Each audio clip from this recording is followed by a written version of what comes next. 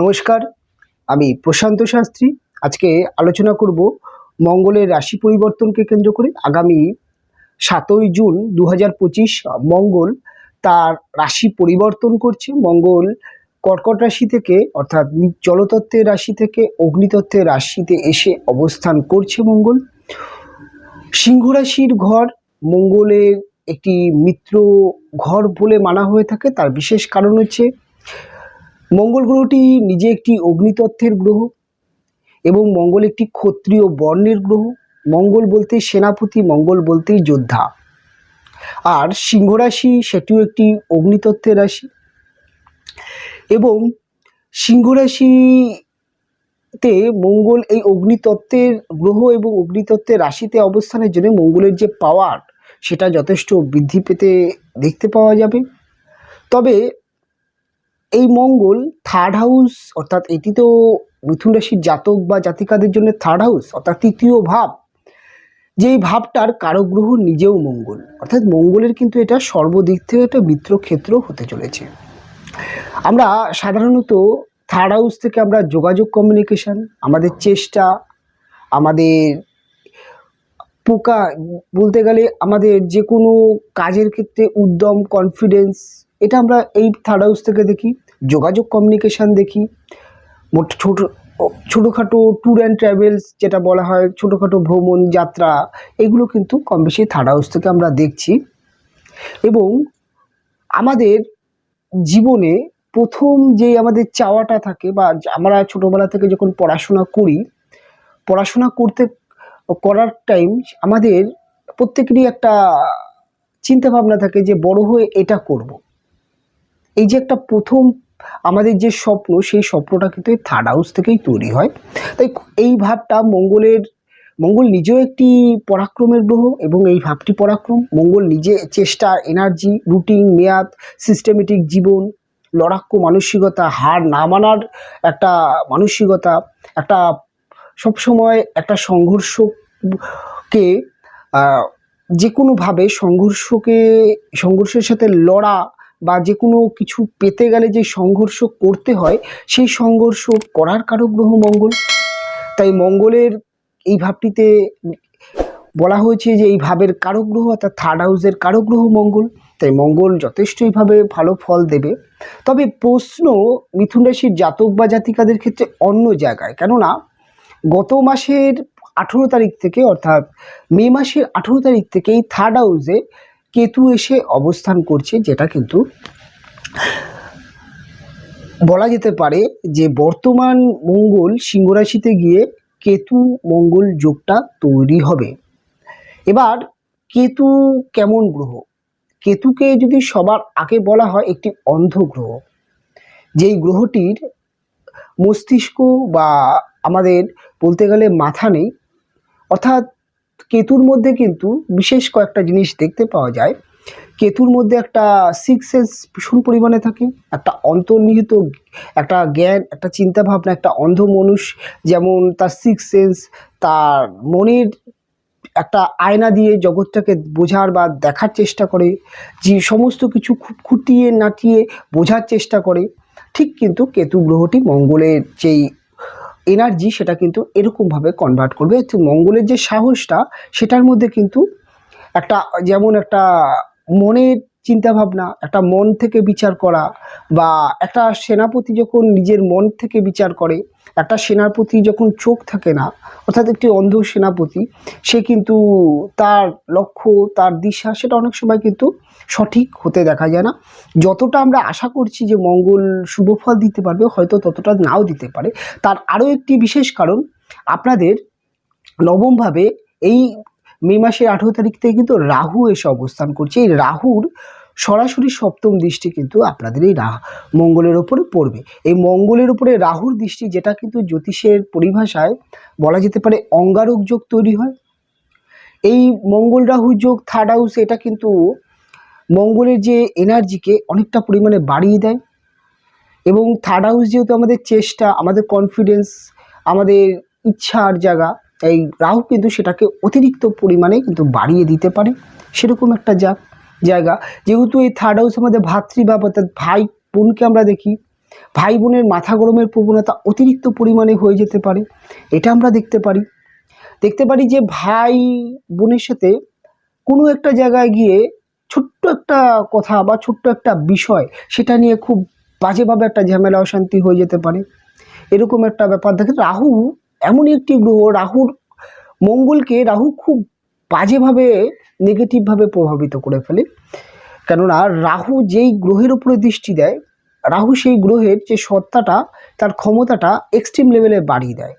রাহুর কাজ হচ্ছে অনিশ্চয়তা, অহেতুক চিন্তাভাবনা, আর রাহুর কাজ হচ্ছে সব সময় মানুষকে কিন্তু ডিপ্রেশন, কনফিউজে ফেলে দেয়। তাই মঙ্গলের যে ডিসিশন মেকিং পাওয়ার, সেটা কিন্তু অনেক সময় কনফিউজ হতে দেখতে পাওয়া যাবে।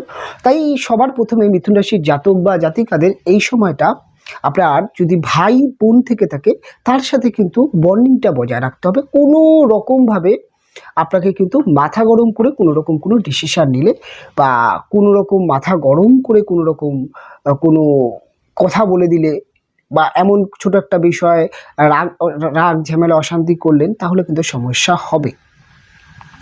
এখানে আরেকটা জিনিস সেটা মাথায় রাখতে হবে, সবার প্রথমে আপনাদের ভাই বা আপনাদের পারিবারিক যদি সমস্যা থাকে বা প্রপার্টি রিলেটেড সমস্যা থাকে, ভাই বিভিন্ন রকম আজকাল যে সমস্যাগুলো থাকে, সেই সমস্যাগুলো বা এই সময়টিতেই যদি আপনি চাইছেন যে বাড়িঘর ভাগাভাগি করবেন বা একটা মীমাংসায় বসবেন, বা এই সময়টিকে এই সমস্ত কাজগুলো থেকে বিরত থাকবেন। দেখুন, কাজগুলো তো সাকসেস হবে না, উল্টে দেখা গেল সম্পর্কটাকে জটিলভাবে খারাপ করে দিল, একটা অশান্তি ঝামেলা তৈরি হতে পারে। তাই সময়টা মোটামুটি বলা যেতে পারে 50 থেকে 51 দিন সময়, অর্থাৎ আগামী জুলাই মাসের 28 তারিখ পর্যন্ত এই প্রভাবটি কম বেশি থাকবে।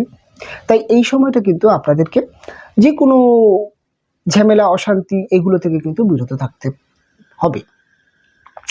মিথুন রাশির জাতক বা জাতিকাদের এই সময় যোগাযোগ, কমিউনিকেশন বা মার্কেটিং সেক্টরটা কেমন থাকবে? প্রচণ্ড পরিমাণে যোগাযোগ, কমিউনিকেশন বৃদ্ধি পেতে দেখতে পাওয়া যাবে। মার্কেটিং সেক্টরটা ভালো হতে দেখতে পাওয়া, যারা ঘুরে ঘুরে কাজ করেন, যারা সেলফ প্রফেশনালে আছেন, যারা বিশেষ করে যারা টার্গেট ওরিয়েন্ট জব করেন, যারা বিভিন্ন রকম বিমা ইন্স্যুরেন্স পলিসি করান, এই ধরনের কাজবাজ করেন, যারা কর্মসূত্রে যাদের ঘুরতে হয়, তাদের ক্ষেত্রে কিন্তু এই সময়টা যথেষ্ট টার্গেটের কাজ কিন্তু আসবে।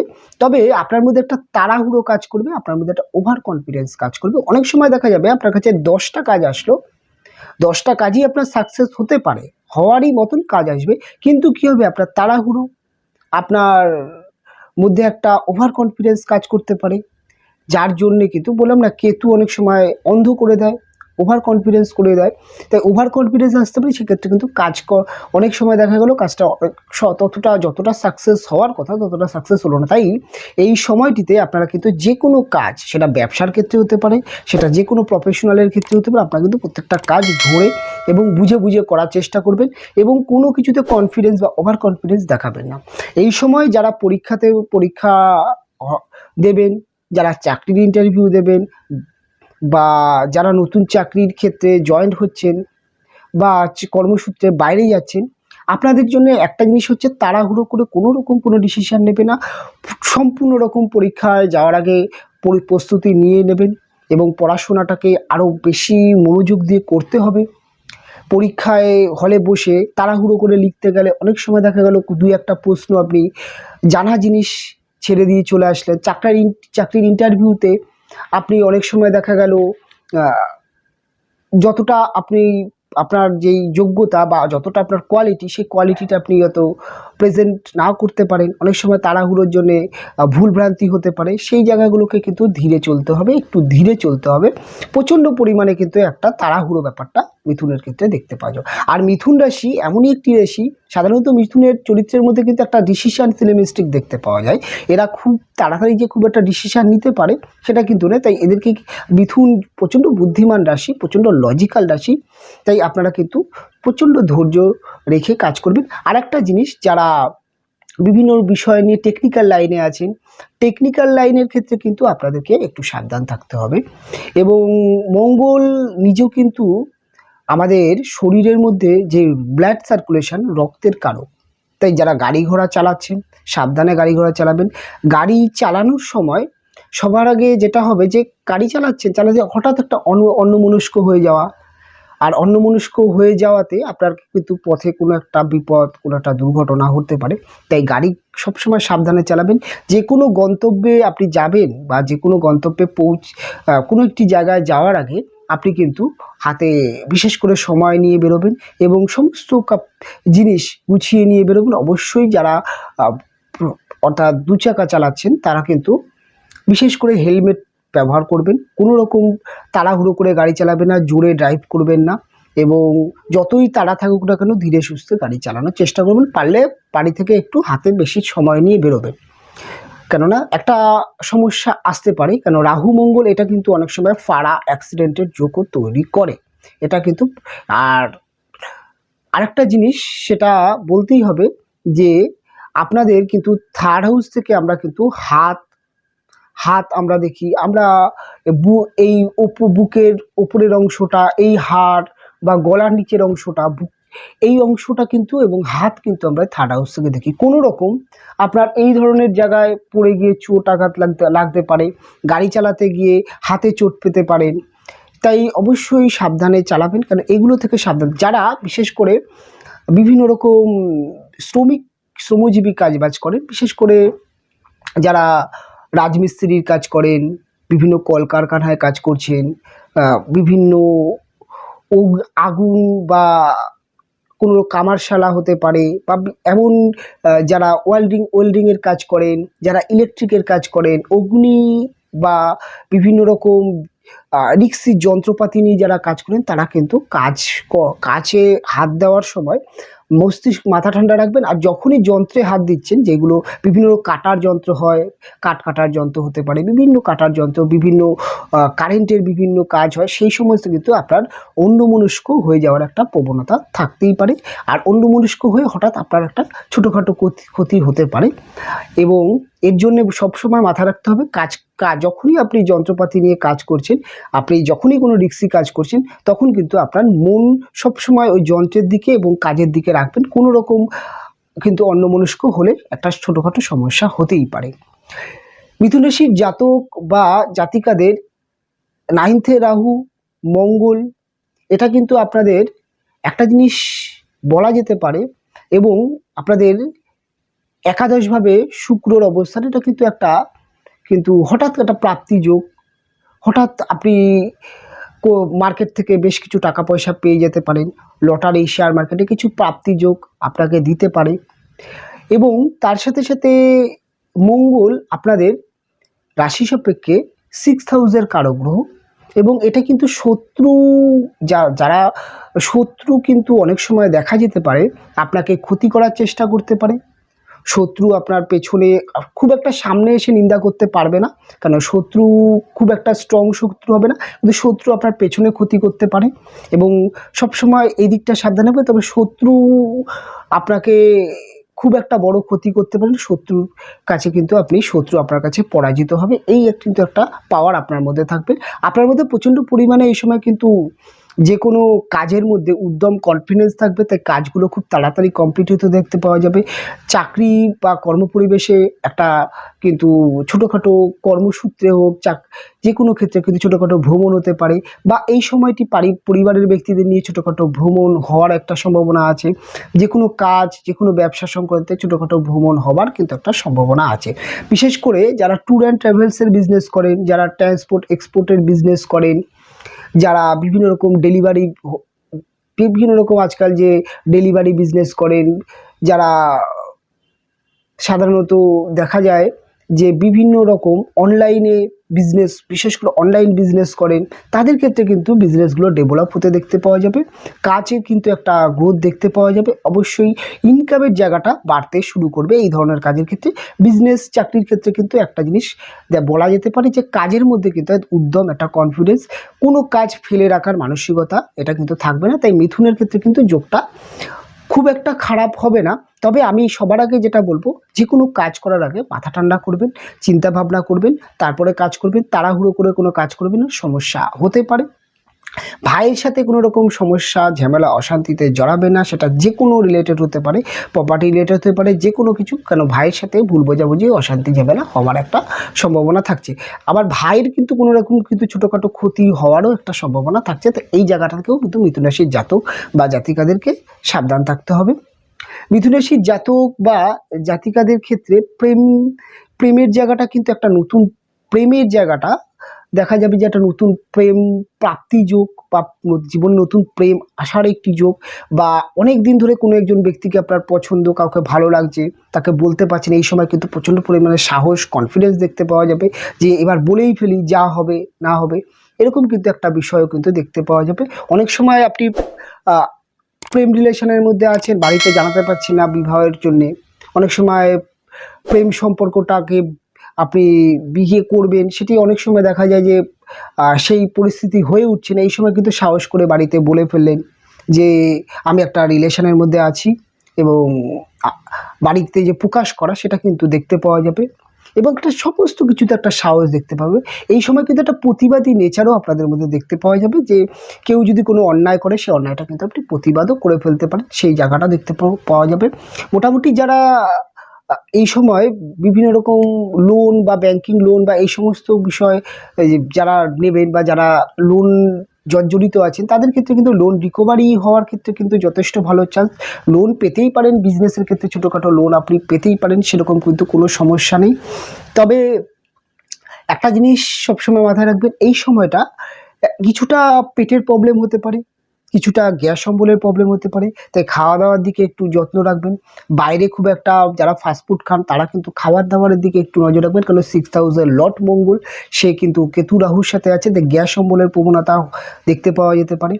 যাদের হার্টের সমস্যা আছে, যাদের উচ্চ রক্তচাপ অর্থাৎ প্রচণ্ড হাই প্রেশার বা সুগার প্রচণ্ড বেশি, তারা কিন্তু এই সময় একটু ডাক্তারকে দেখিয়ে নিয়ে একটু মেডিকেল পরামর্শ নিয়ে একটু প্রিপারেশান নিয়ে যদি চলতে পারেন তাহলে ভালো হবে। যে কোনো বিষয়ের ক্ষেত্রে একটা কাজ টেনশান করা, অতিরিক্ত দুশ্চিন্তা করা, সেটা কিন্তু আপনার শরীরের জন্য ক্ষতি হতে পারে।